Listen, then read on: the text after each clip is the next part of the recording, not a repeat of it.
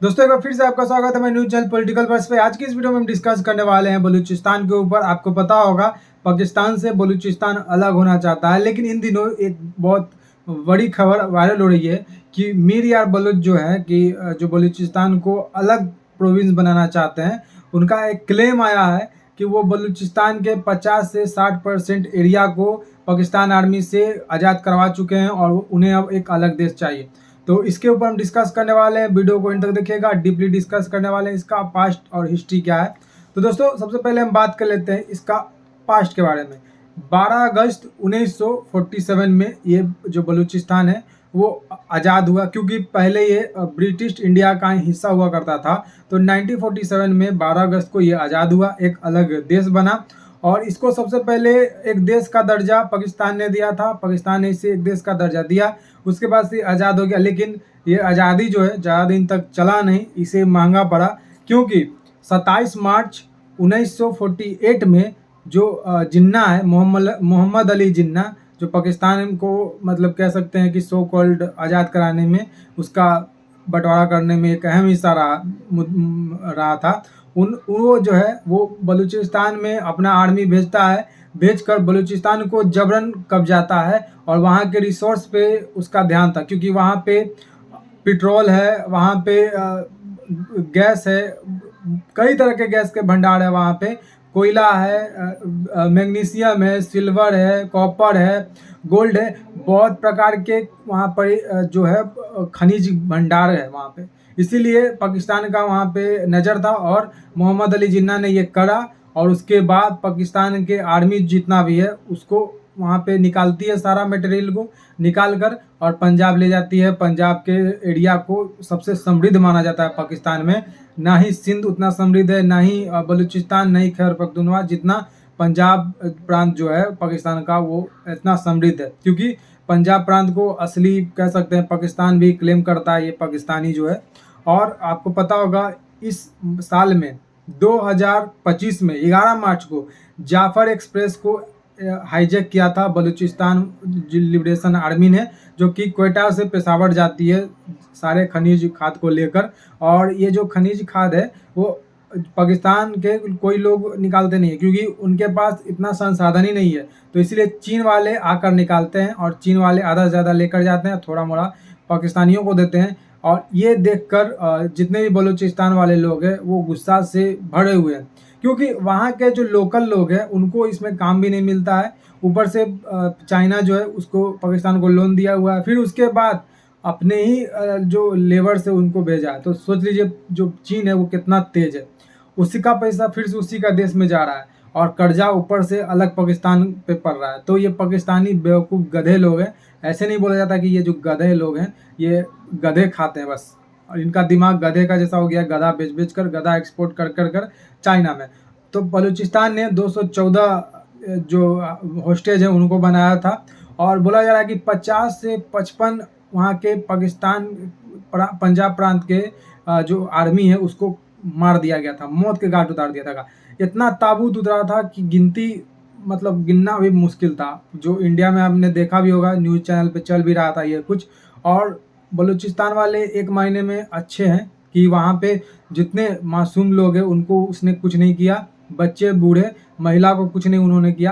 क्यों ना वो पंजाब प्रांत का ही हो, सिर्फ और सिर्फ पंजाब प्रांत के आर्मी जितने भी गवर्नमेंट से जुड़े लोग हैं उनको उन्होंने मारा है, बच्चे बूढ़ों को नहीं मारा। आप ये जानकर हैरान होइएगा कि बलूचिस्तान में हिंदू मंदिर हमारा जो है वो बहुत तादाद में है। बलूचिस्तान में हिंदू आबादी भी बहुत है, 59,000 वो 107 वहाँ पे हिंदू रहता है। और कहा जाता है कि किसी भी मुस्लिम देश का जब हिंदू का नाम आता है वो पाकिस्तान में भी इतना अच्छा सेफ नहीं रहता है, वो यूएई में भी उतना सेफ नहीं रहता है जितना कहा जा रहा है कि बलूचिस्तान में सेफ रहता है। बलूचिस्तान वाले जो लोग हैं वो हिंदू मंदिर को प्रोटेक्ट भी करते हैं।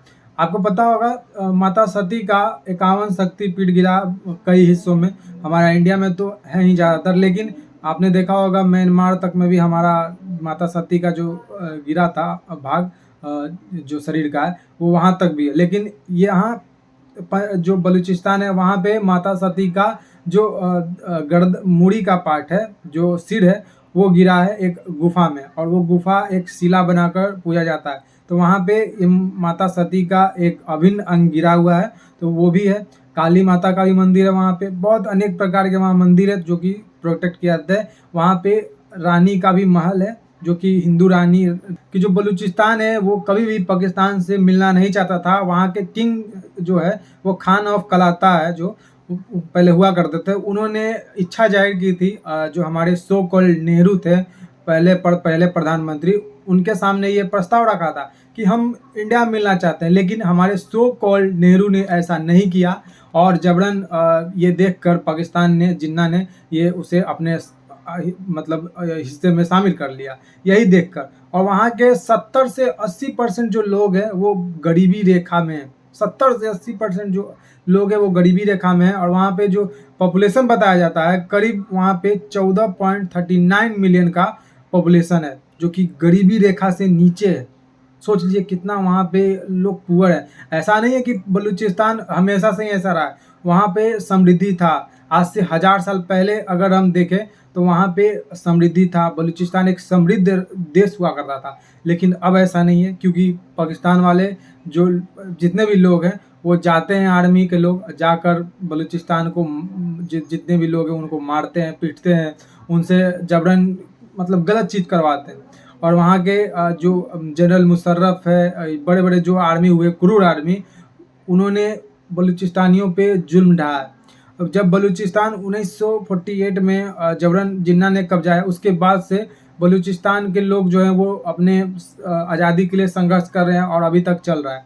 तो जो मीर यार बलोच हैं, उन्होंने एक ये स्टेटमेंट दिया है कि हम इंडिया से हेल्प चाहते हैं, कि इंडिया हमारे हेल्प करे, ताकि हम जितने भी पाकिस्तानी आर्मी है उसको भगा सकें और बलूचिस्तान को एक अच्छा आज़ाद राष्ट्र बना सकें। और उन्होंने बलूचिस्तान का फ्लैग भी पब्लिक कर दिया है। बलूचिस्तान का फ्लैग भी आपने देखा होगा, कुछ दिनों पहले टीवी पर आया था, तो वहाँ पे वो भी हो गया है। आपने देखा होगा कि इंडिया पाकिस्तान का वार चल रहा था, उसी में ही बलूचिस्तानियों ने बोला था ये कि जैसे इंडिया आर्मी जो है वो पाकिस्तान पे अटैक करता है, उसके बाद से हम भी, जो बलोच लोग हैं, उन्होंने बोला था कि हम भी पाकिस्तान पे यहाँ से अटैक कर देंगे। और वही सेम टू सेम किया। 8 से 9 मई के रात को बलूचिस्तानियों ने ये किया था, और 50 से 60% हिस्सा जो है बलूचिस्तान का, वो सारा अपने अंडर में ले लिया बलूचिस्तान लिबरेशन आर्मी ने।